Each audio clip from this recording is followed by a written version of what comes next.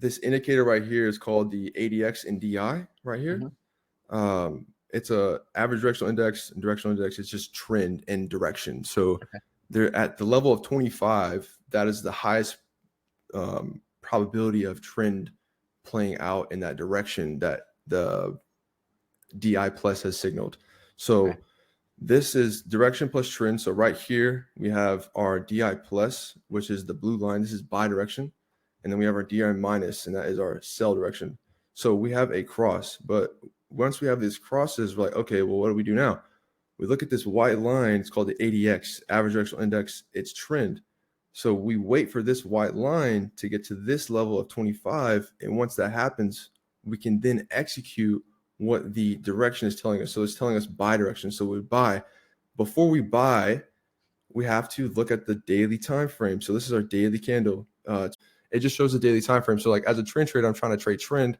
So if I have the higher time frame daily bias matched with the direction and the trend that it's telling me on the 5-minute, I can get these, certain types of trades. So for today, it told me to enter in right here. The level was like 26 whenever it told me to enter because we were just waiting on this candle, and this candle happened, and I entered to the trade. So immediately we got into some drawdown, and that typically happens with this strategy. It's not, sometimes it's sniper. Sometimes you can get 40 points off the bat, 50 points, something like that. But sometimes you just go into drawdown. So this strategy helps you be able to manage your emotions while you're in drawdown. You kind of start to see how market structure starts to print.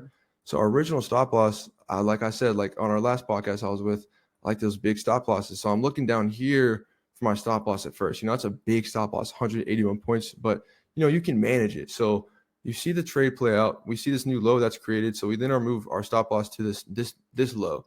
So if the daily flips bearish, it's going to take it out at this low. It could grab liquidity or something down here, but ultimately if it's going to push down, it's going to push down and make new lows on daily. But it didn't do that. So we made this new low right here. We saw that play out. So we then moved our stop loss right there. We managed risk a little bit more. As I'm doing the stop loss, as I'm moving the stop loss down, the take profit also moves down as well. It's a 1-to-1. I'm not ever really concerned about R to R, like R, but sometimes I do get a 1-to-1. But usually most of the time, like I said, like 95% of the time, it's negative R. It will give me 30 to 40 points. But today I just kind of wanted to stress test myself, see if I can handle the drawdown, handle the going to profit, going back down, like all that kind of stuff. See what would happen, let it play out. So it made this new low. I brought my thing up to that new low. So that's the risk management aspect of it.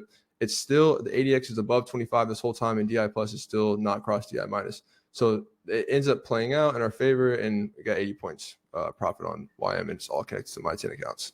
So yeah, it's pretty simple. Sometimes you go into drawdown, sometimes it shows you direction matched with higher time frame daily bias. It's a 95% win rate using US 30.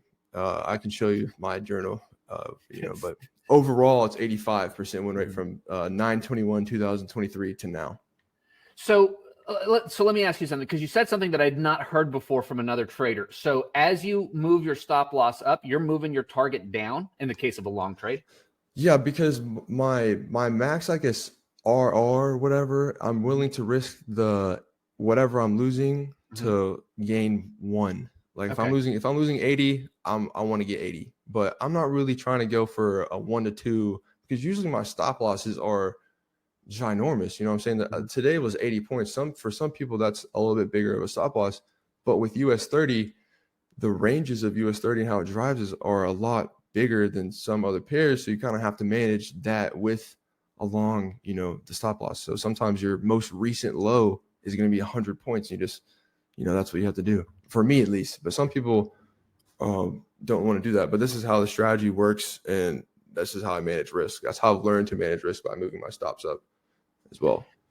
So at this point, really and truly, so you have your trigger down to a very specific set of rules, right? So your what did you call the DI, the red and blue lines? Yeah, those have to. So go ahead.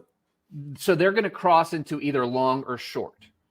And then your ADX is going to, once it crosses that threshold, you're in as long as it is consistent with the daily candle. Yeah. So exactly right. So if for say that the red was over blue, for example, and then the daily candle was bearish, we could sell. But if the daily candle is bullish and red is over blue, you're not selling because I'm not selling because the strategy says like we're supposed to follow the trend. The daily trend is bullish. Now it could reverse, but I mean, that's not my trade. You know what I'm saying? Sure. Well, and this sounds almost too simple. It's really simple. You know, as we go through and we learn about supply and demand, we learn about support and resistance, we learn about fair value gaps and breaker blocks and all the things that we can just basically access on a moment's notice online.